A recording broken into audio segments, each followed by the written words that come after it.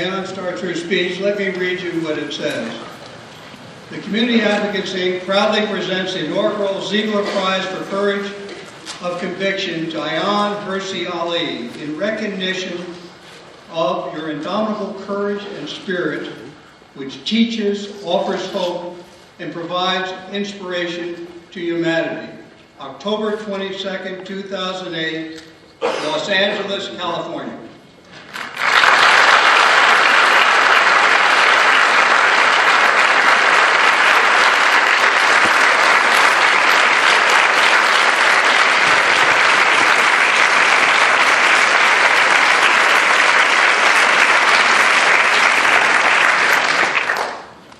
Thank you, ladies and gentlemen.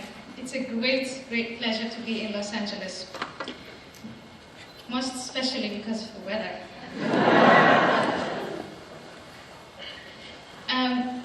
First, I'd like to start by being graceful and thank Mayor Dick Riordan. And I've had the honor to meet him last year. I spoke to people who know him, and there's one word, and there's one feature of the mayor, and I would say that is leadership, leadership, leadership. And it's something we are hungry for today. And thank you, Mayor. I also want to thank Mrs. Ruth Ziegler for making this possible, for her support, and for representing to me another feature of the United States, which is philanthropy, civil society, and giving. If anyone ever asks me, what do you think of America, I'd say that is, for me, the most striking feature of America. The heartbeat of America is giving, generosity. I know you Americans today are not really satisfied with everything that America represents. But as a newcomer,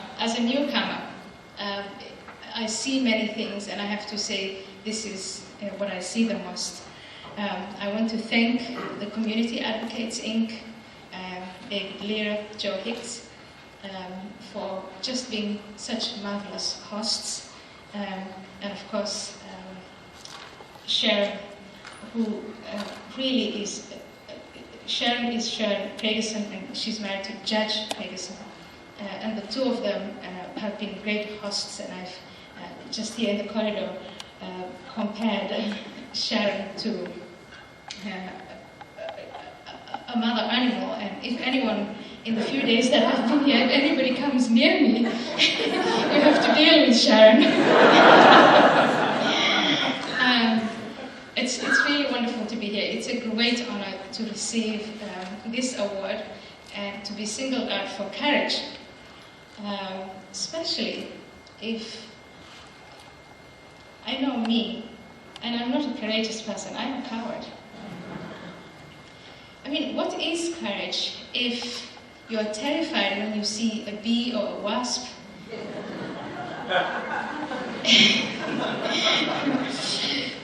What is courage if you shriek at the sight of a cockroach?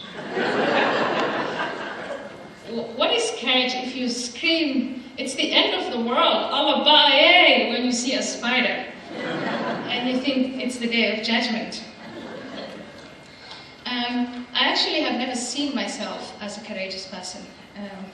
And the things that I'm rewarded for, the things that I'm being acknowledged for, these are things that, in hindsight, if I had ever taken a moment to think about them, I would not have done. I would also not have recommended it, not to my family, my friends, or my sisters. I hate to stick out in a crowd. I love conforming. I do. I hate being rejected and shunned. I hate being excluded. And I have a strong desire to belong. So just thinking back on what I have done, if I had ever taken a moment to think about it before I did it or said it, I wouldn't have done it.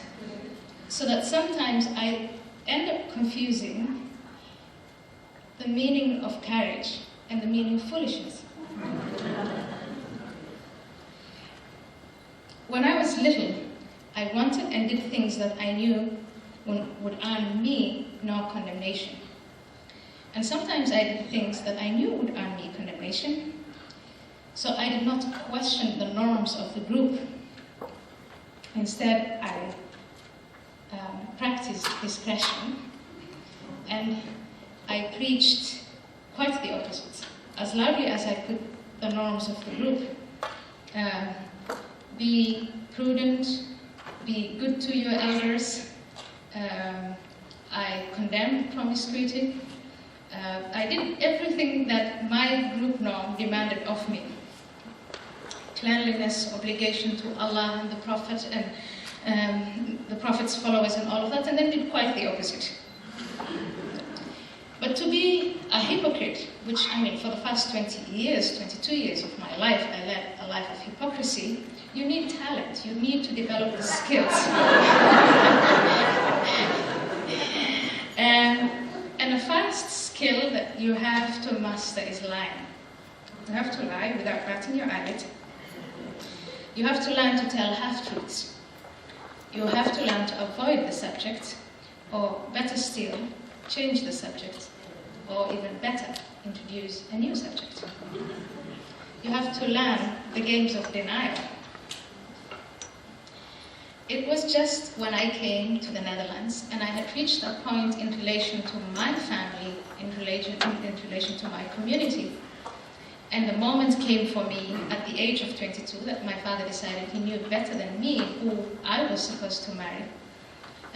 When that game, that balancing on a tightrope of doing what I wanted to do, as much as I could get away with it, and professing something else, that's when it became a crisis, a personal crisis for me.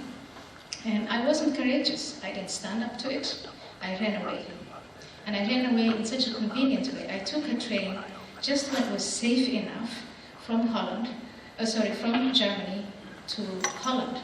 I didn't face the consequences of being married and being the wife that my father wanted me to be. And I didn't face the consequence of standing up to him in Kenya and saying, I'm not going to do as you say, because on both sides I knew the consequences. In any case, running away wasn't such a bad choice. And once in Holland, escaping physical punishment and shunning and being excluded from the group, I settled to a life of trying to be as much as possible a part of the new country, the new nation, the Netherlands that I came to live. And between 1992 and 2001, I was able to practice a different form of hypocrisy. This time, I lived like a Dutch woman. I was an individualist. I practiced liberalism, but I confessed to Islam. And it was in those years, in those 10 years, that I realized, I could fool everyone. I could fool my parents, the Somali community, my Dutch friends. I just couldn't fool God. Because the concept of God that I grew up with is a God who knows where you are at all times, what you're doing, what you're thinking, even your dreams when you sleep. So you can't hide away from him. I started in Holland to drink wine. I knew the punishment for wine in Sharia law, in my God's law. I started an affair with a Dutch boyfriend and went to live with him without marrying him. I knew exactly what the Quran said about that. Fornicators and adulterers, flog them 100 times. And in the countries where Sharia is practiced, stone them. I knew, therefore, conscientiously, that I deserved to be stoned. All my friends were infidels. I neglected prayer and fasting. And I never had a sense of direction to start with. But in Holland, I had no idea, after a while, the direction towards Mecca. That's where we're supposed to face 5 times a day. And so managed between 1992 and 2001 to survive mentally in that hypocrisy of practicing liberalism and confessing to Islam. There are 2 angels on either side of your shoulders. That's what you're taught as a young Muslim child. And if you do something good, the angel on your right shoulder will write it down.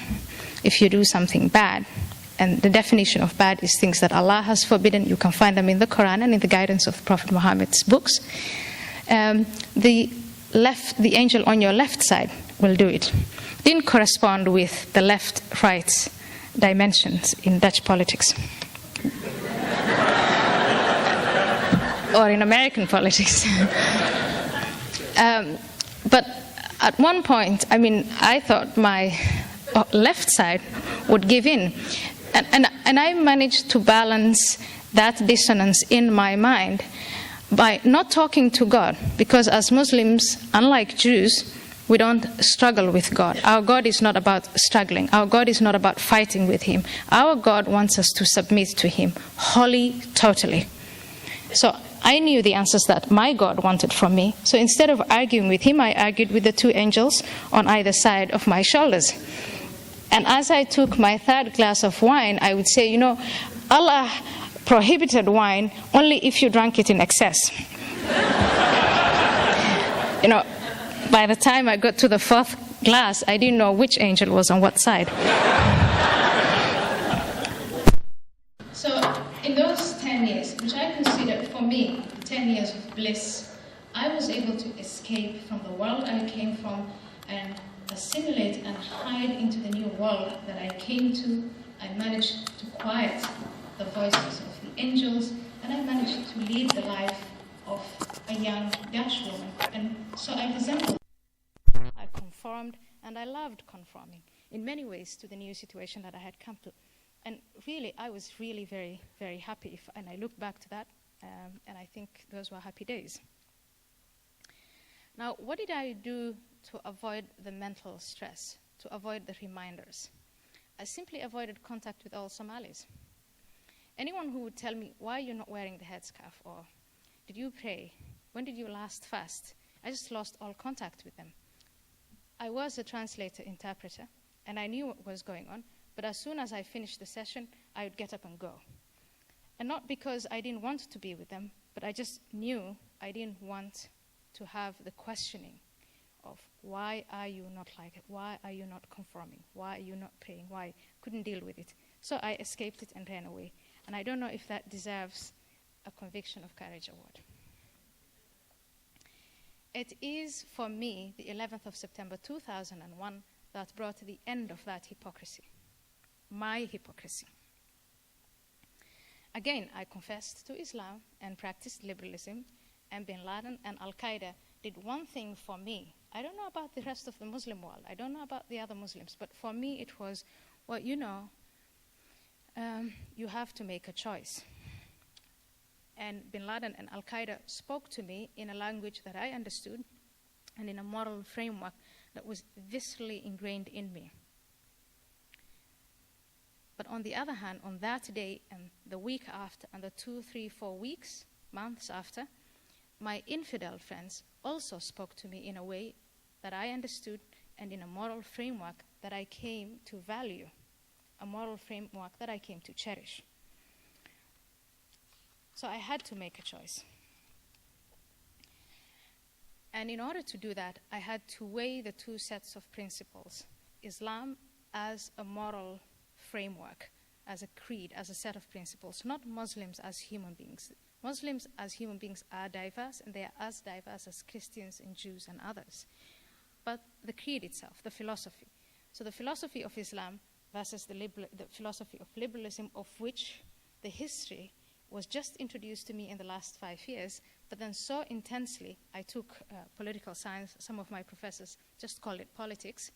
But knowing political theory, knowing what liberalism meant, I had to weigh freedom for all, freedom of the individual. Law is man-made and can be reviewed, reversed, or renewed by humans. But opposite Islam, it is submission to the will of one God. Liberalism demanded peace through trade, diplomacy, aid, and other means. Jihad, an inner struggle, which is to fast and to pray 5 times a day, but also the major obligation of spreading the faith of Islam by da'wah, through preaching, or by the sword. Islam, again, men and women are not equal. Women are subordinate to men. Gays and heterosexuals are not equal. Gays are sick and must be cured or killed. Infidels. The world is divided into infidels and believers have the duty to convert the infidels, and if they refuse, to kill them. Liberalism preached equality before the law, pluralism, tolerance, freedom of sexual orientation, and men and women are at least equal before the law. And even if we didn't practice it, at least it was in the law and you could appeal to it. At the time, I was working as a researcher for a think tank, and I understood that as a researcher, I could analyze these differences between the two sets of political theories and make public the answers. I didn't think I needed any courage to do that. I wasn't the only one doing it. It was done years, decades, hundreds of years before me and after me, and by others who are more eloquent about it than I was. But nothing in those days was harder than telling myself the truth. And I discovered in those days that life was really so much easier when I lived in denial and avoidance and equivocation. It was much easier because I didn't have to pay the cost. I could lie to my father and my mother, to my brother. I could lie to my half-sisters. I could lie to the world I came from. And I could lie to the world I came into and balance those acts. It was after the 11th of September that I looked at myself in the mirror and just considered the costs. The anger of my parents, the threats, the rejection, the safe houses, and most recently, the idea of having to move from my chosen country one more time. It's been hard, but it's been liberating. And it's been liberating for me first because the idea of hellfire, of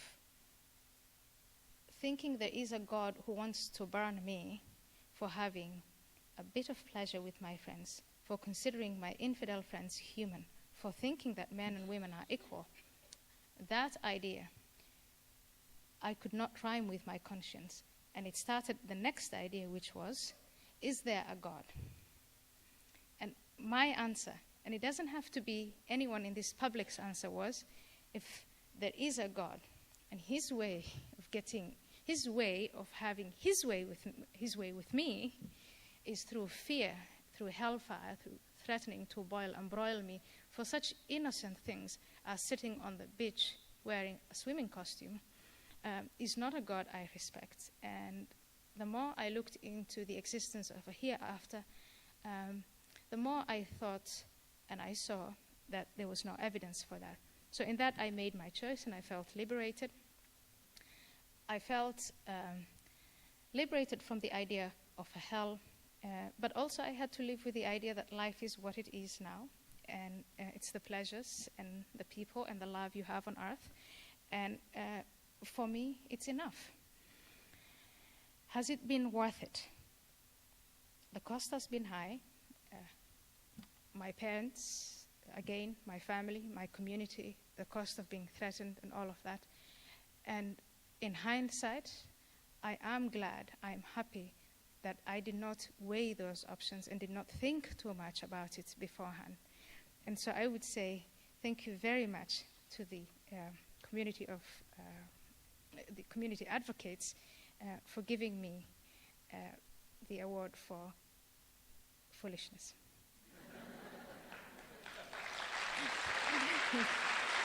Conviction of foolishness. Thank you.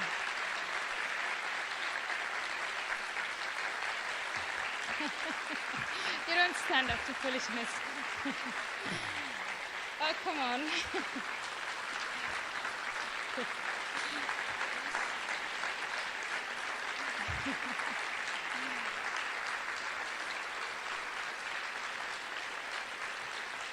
Thank you. Thank you, ladies and gentlemen. Please don't tell me you encourage foolishness.